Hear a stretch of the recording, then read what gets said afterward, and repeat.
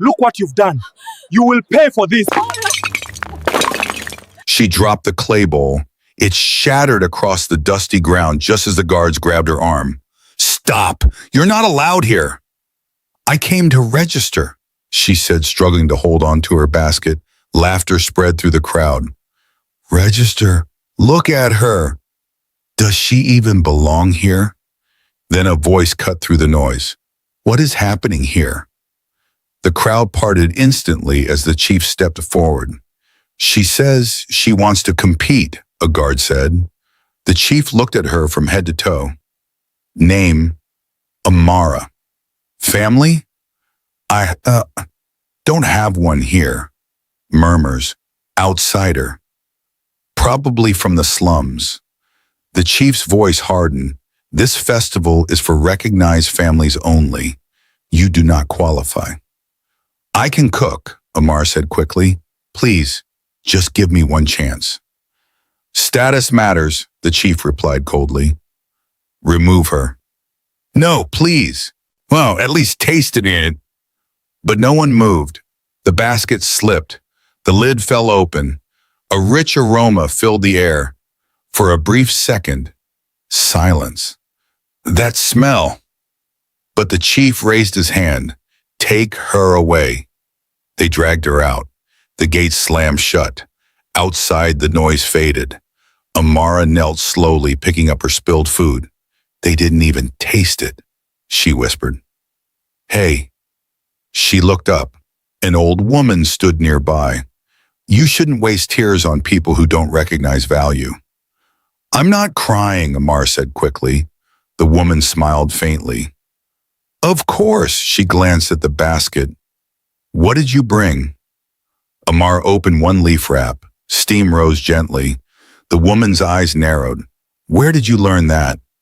My mother, the woman exhaled slowly. Then today will change something. Before Amara could ask, a scream erupted from inside. Chaos followed.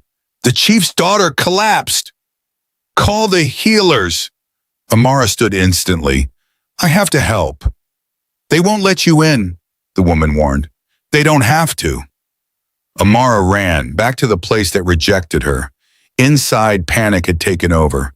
The chief knelt beside his daughter. Do something. We've tried everything, a healer said. Her pulse is fading. I can help. Silence, all heads turned. Amara stood at the edge. You? The chief snapped. You have no place here. And she has no time left, Amara replied. The crowd gasped. She's right, a healer whispered. The chief hesitated. His daughter's hand twitched, then went still again. Fine, Han said. But if anything happens, nothing will, Amara said. She knelt beside the girl. Lift her, she said. The chief obeyed. Amara unwrapped the food. The aroma spread again. She brought a small portion to the girl's lips. Come on. Nothing. A second passed. Then, a faint reaction. She's responding, Amara said. Again, the chief urged. Another small portion. The girl's fingers twitched. Her pulse is stabilizing, a healer shouted. Gasps filled the air. Again and again. Then her eyes opened. Father? The chief pulled her close. You're alive! The crowd erupted. She saved her. How is this possible? The healer stared at the dish. What is this? One asked. My mother's recipe, Amara said. What's her name? Adeze. Silence. The healer stepped back. That's not possible. She created the original healing dish, he said. And she was exiled, another added. Amara froze. Exiled? She defied tradition. Amara's voice trembled. She never told me. The chief looked at her. You brought back what we rejected. Amara stepped forward. You said I didn't belong here, she said. No one spoke. But the knowledge that saved her came from the woman you cast out. Silence, heavy, unavoidable. You protected rules that couldn't save her, Amara continued. And you call that tradition? Enough, the chief said. Then after a long pause, you will compete. Gasps, she wasn't registered. I am correcting a mistake, the chief said. Amara hesitated, then nodded. I'll compete. She walked to her station, set down her basket, and began. The fire came alive, her hands moved with purpose. Simple ingredients, nothing fancy, but precise. The aroma slowly returned, stronger this time. That smell again. She's doing it again, the royal chefs frowned.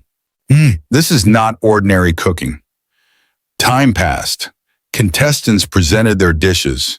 Beautiful, perfect, but something missing. Next, Amara stepped forward, placed her dish down. Explain your dish, a judge said. It's a memory, she replied. Silence.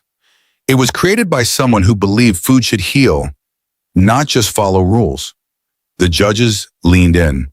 It survived because it was passed down, even when it was rejected. She paused, and today, it saved a life. The first judge tasted it, then another, then another. Each one froze. It reminds me of my childhood, one said. It feels like home, another added. The chief stepped forward. He tasted it. His expression changed. Completely. The judges stood. The crowd leaned in. The winner of this year's Harvest Food Festival, a pause, is Amara. Silence, then the crowd exploded. She won! Amara stood still. The chief stepped closer. You reminded us of something we lost. What? She asked. Truth. He looked at her. What do you want as your reward? I don't want gold, she said. I don't want a title. A pause. I want people like me to be seen. Silence. Then the chief nodded. It will be done. The crowd watched her differently now, not with laughter, but with respect, real respect. And if this story moved you, if you believe people should be judged by their value, not their background, go ahead and like this video. Subscribe for more powerful stories like this. And tell me in the comments, would you have given Amara a chance from the beginning? Because sometimes the people we reject are the ones who save us.